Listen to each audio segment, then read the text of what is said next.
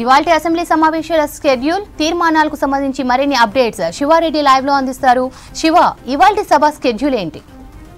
ఈ రోజు 7th day Sravanthi 7th day assembly సమావేశాలు బహుశా లాస్ట్ డే కూడా కావచ్చు. ఈ బడ్జెట్ సమావేశాలకు ఈ రోజే సభ నిర్వాధిక వాయిదా పడే అవకాశం ఉంది. నిన్న కౌన్సిల్ ఆల్రెడీ బడ్జెట్ను ఆమోదించి శాసనమండలి నిర్వాధిక వాయిదా పడ్డది.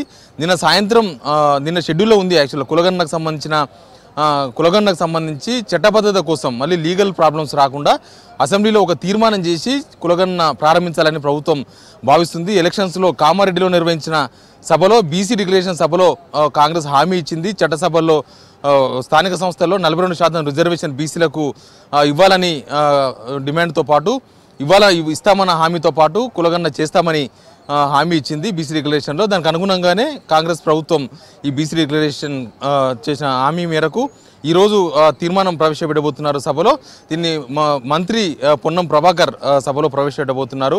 బహుశా అన్ని పార్టీలు కూడా దీన్ని ఏకగ్రీవంగా తీర్మానం చేసే అవకాశం కనిపిస్తుంది సభ. మిగతా పక్షాలు బీఆర్ఎస్తో పాటు మిగతా పార్టీలు కూడా బీసీ కులగణన విషయంలో కొంత అభ్యంతరం వ్యక్తం చేసినా, కొన్ని అనుమానాలు వ్యక్తం చేసినా బీసీల కులగణన జరగాలని ఆ పార్టీలు కూడా కోరుతున్నాయి. కొన్ని సజెషన్స్ పార్టీకి చేసే అవకాశం కనిపిస్తుంది. ఇప్పటికే కర్ణాటకలో బీసీ కులగణన జరుగుతుంది. ఏపీలో అయితే చివరి దశకు వచ్చింది, అక్కడ కూడా బీసీ కులగణన జరుగుతుంది.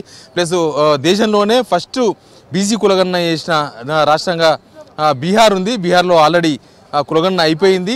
కాబట్టి దాన్ని బేస్ చేసుకొని ఫ్యూచర్లో మళ్ళీ ప్రాబ్లమ్స్ రాకుండా, మళ్ళీ కోర్టులకు పోయి ఎవరో కోర్టుకు పోతే మళ్ళీ కులగణన ఆగిపోయి ఇట్లాంటి సమస్యలు రాకుండా దీని మీద లీగల్ ఒపీనియన్స్ తీసుకొని లీగల్ ఒపీనియన్స్ తర్వాత ఈరోజు సభలో ప్రభుత్వం ప్రవేశపెట్టబోతుంది. దీనిపైన కొంత చర్చ జరిగే అవకాశం కనిపిస్తుంది. అన్ని పార్టీలు కూడా దీని మీద అభిప్రాయం చెప్పబోతున్నాయి.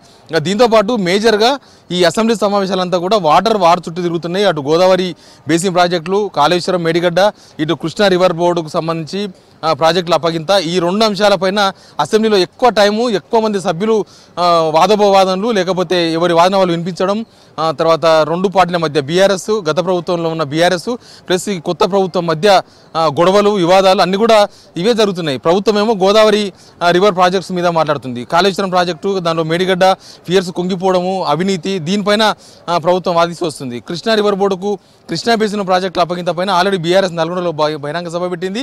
ప్లస్ ప్రభుత్వాన్ని కార్నర్ చేసి వస్తుంది. కాబట్టి ఈరోజు రాష్ట్రంలో ఇరిగేషన్ ప్రాజెక్టుల పరిస్థితి పైన, రాష్ట్రం ఏర్పడిన తర్వాత గత ప్రభుత్వంలో ఏం జరిగింది, కృష్ణా బేసిన్లో ఏ ప్రాజెక్టులను గత ప్రభుత్వం చేపట్టింది, దానిలో ఎంతవరకు పనులైనాయి, ప్లస్ అవి ఏ స్టేటస్లో ఉన్నాయి, తర్వాత దానిలో ఎంత ఖర్చు అయింది, అసలు దాని అంచనాలు ఎట్లా పెరిగినాయి, ప్లస్ బ్యాంకుల నుంచి రుణాలు ఎట్లా తీసుకున్నారు, ఈ అన్ని అంశాలకు సంబంధించి Krishna basin plus Godavari basin ఈ రెండు నదుల కింద ఉన్న ప్రాజెక్టులకు సంబంధించి అంతకుముందు తెలంగాణ రాకముందు ఉన్న స్టేటస్ ఏంది, తెలంగాణ వచ్చిన తర్వాత 9 సంవత్సరాల్లో గత ప్రభుత్వం ఏం చేసింది, ప్లస్ ఇప్పుడున్న పరిస్థితి ఏంది. ఇప్పుడు ఫియర్స్ కుంగిపోయినాయి.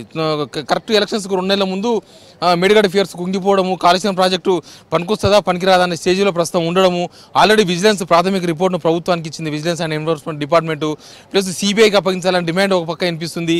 ప్లస్ సిట్టింగ్ జడ్జి అయితే విచారణ జరిపిద్దామంటే సిట్టింగ్ జడ్జిని అలాట్ చేయలేమని హైకోర్టు రిప్లై ఇచ్చింది. దీనికి అన్నిటి కూడా ప్రభుత్వం ఒక కంక్లూజన్ ఇచ్చే అవకాశం కనిపిస్తుంది. దీంతోపాటు కృష్ణా బేసిన్లోని ప్రాజెక్టుల విషయంలో బీఆర్ఎస్ ఇప్పటికే ప్రభుత్వాన్ని కార్నర్ చేసింది. ఈ కృష్ణా ప్రాజెక్టులన్నీ కూడా కేఆర్ఎంపీకి అప్పగిస్తూ కింద దగ్గర ఆల్రెడీ ఒప్పందం చేసుకొని వచ్చిందని ఆల్రెడీ బహిరంగ సభ కూడా పెట్టిండ్రు. కాబట్టి దానికి సంబంధించి కూడా ప్రభుత్వం ఒక క్లారిటీ ఇచ్చే అవకాశం కనిపిస్తుంది. అసలు కేఆర్ఎంపీ విషయంలో, కృష్ణా ప్రాజెక్టులు కేఆర్ఎంపీకి అప్పగించే విషయంలో గత ప్రభుత్వంలో జరిగిన ప్రొసీజర్ ఏంది, అప్పుడు జరిగిన ప్రాసెస్ ఏంది, ఇప్పుడు ఏ స్టేటస్లో ఉంది, నెక్స్ట్ ఏం చేయబోతుంది, ఇట్లాంటి అన్ని అంశాలపైన కూడా ప్రభుత్వం క్లారిటీ ఇచ్చే అవకాశం కనిపిస్తుంది. మొత్తం ఇరిగేషన్ పైన అసెంబ్లీలో వార్ నడుస్తుంది. కాబట్టి ఈరోజు హాట్గా చర్చ జరిగే అవకాశం కనిపిస్తుంది. నిన్ననే బడ్జెట్ ఆమోదం తెలిపింది. కాబట్టి ఇక ఎజెండా ఏమీ లేదు, కేవలం 2 అంశాలు, 0 అవర్, క్వశ్చన్ అవర్ అవి కూడా లేవు. డైరెక్ట్గా బీసీ కులగణన తీర్మానం ప్రవేశపెట్టబోతున్నారు పొన్నం ప్రభాకర్. దాని మీద కొంత చర్చ తర్వాత నెక్స్ట్ ఇరిగేషన్ ప్రాజెక్టుల పైన శ్వేతపత్రం ప్రవేశపెట్టబోతుంది ప్రభుత్వం. Sravanthi. Right Shiva, thanks for the updates.